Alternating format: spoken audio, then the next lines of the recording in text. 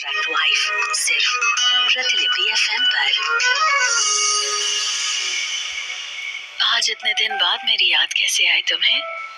गाढ़े लाल रंग का टाइट टॉप पहने हुए एक लड़की ने अपने गले से चिपके हुए शख्स के कानों में बुदबुदाते हुए कहा। रूम की डिम लाइट के बावजूद उस शख्स का गठीला और गोरा बदन चमक रहा था। वो शख्स उस लड़की की बातों को यूं इग्नोर कर रहा था जैसे मानो उसे कुछ सुनाई ही नहीं दे रहा हो।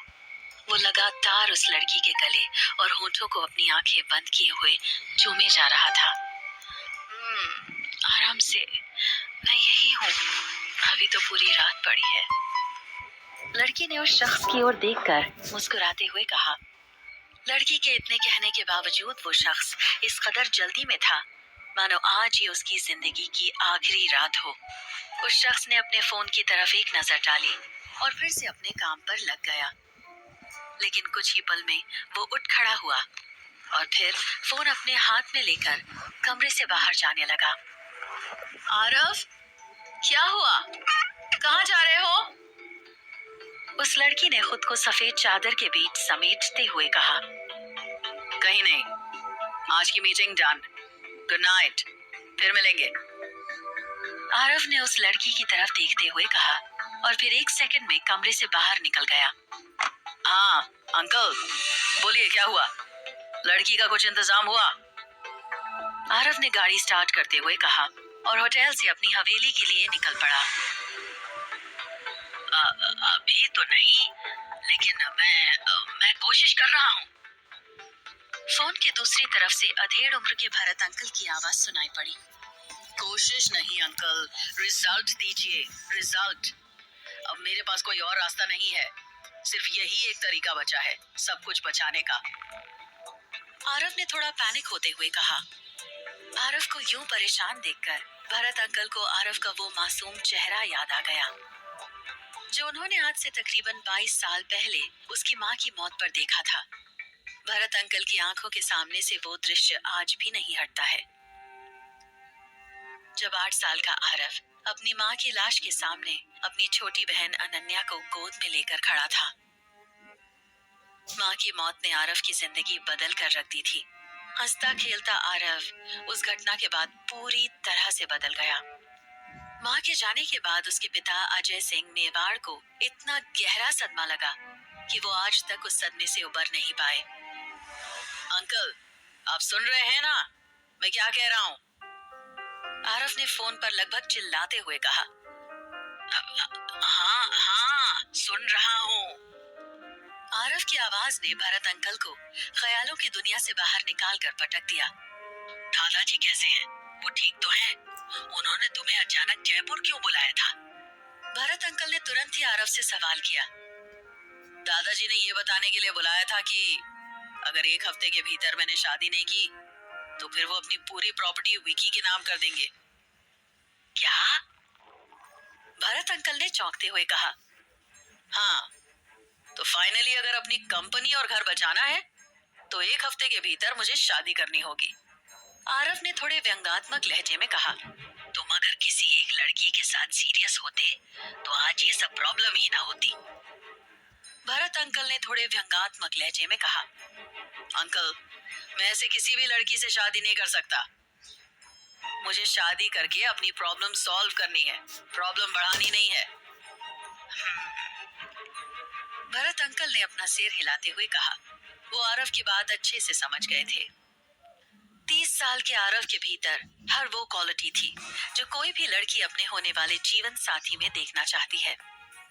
5 फुट 11 इंच की लंबाई, बड़ी बड़ी और हल्की भूरी आंखें और उन आंखों पर हल्के लेंस वाला चश्मा जो कि उसकी गंभीरता और समझदारी को बखूबी बयान करता था। महज 30 साल की उम्र में ही आरव ने वो सब कुछ हासिल कर लिया था जो बाकी लोग शायद ताउम्र भी हासिल नहीं कर पाते।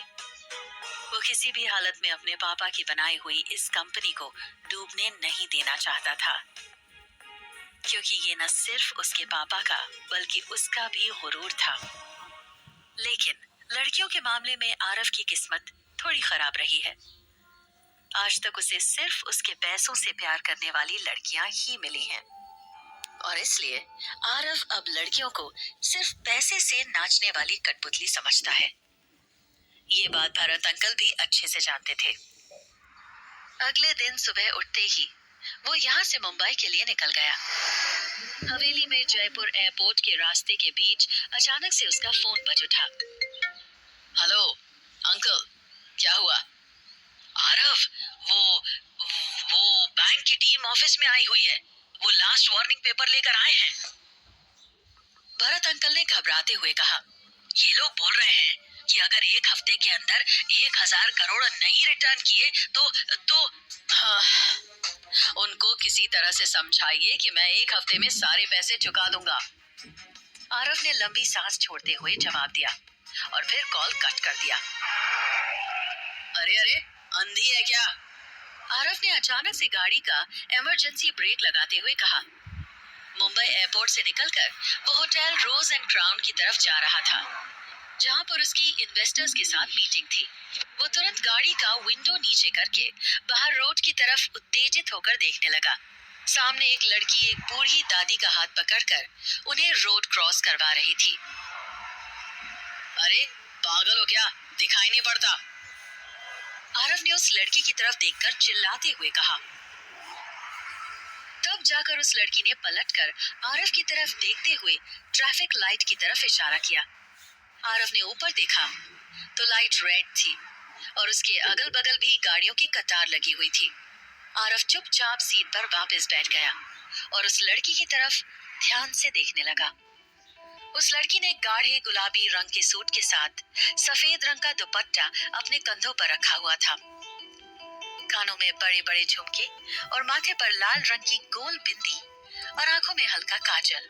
चेहरे पर बेहद खूबसूरत सी मुस्कान और ऐसी संतुष्टि झलक रही थी कि जैसे किसी छोटे बच्चे को उसका मनपसंद खिलौना मिल गया हो। आरव एकटक उस लड़की की ओर देखने लगा। उसके चेहरे से परेशानी की लकीरें गायब हो चुकी थी। उसकी जगह पर अब एक संतुष्टि वाली मुस्कान दिखाई पड़ रही थी। वो तब तक उस लड़की को देखता रहा जब तक कि वो उसकी आंखों से ओझल नहीं हो गई।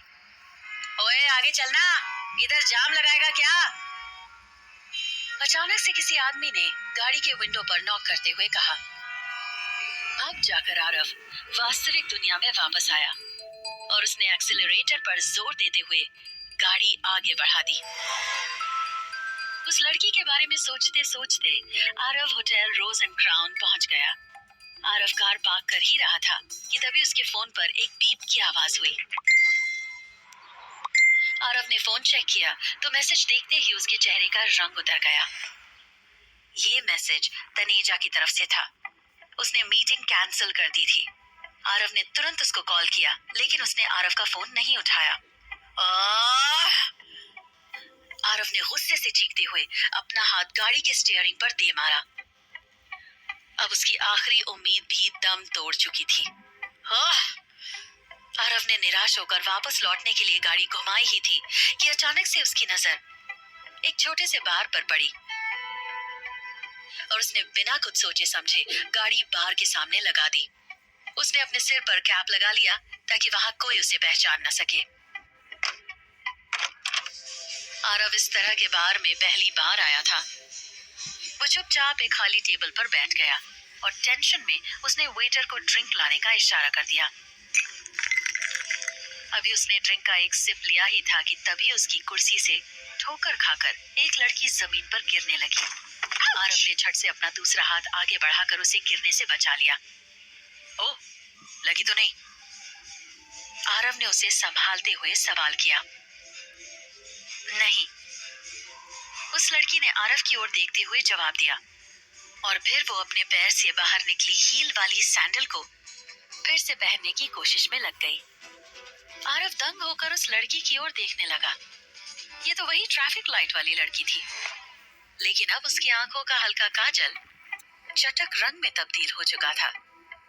गुलाबी रंग के सूट की जगह अब उसने नीले रंग की शॉर्ट ड्रेस पहनी थी और उसकी पलकें भी नीले रंग में रंगी हुई थी। एक बार के लिए तो आरव को अपनी आंखों पर यकीन ही नहीं हुआ। आखिर वो सीधी सादी सी दिखने वाली लड़की अब इस रूप में कैसे आ गई थी? जानने के लिए सुनिए अगला एपिसोड सिर्फ और सिर्फ प्रतिलिपि एफएम पर।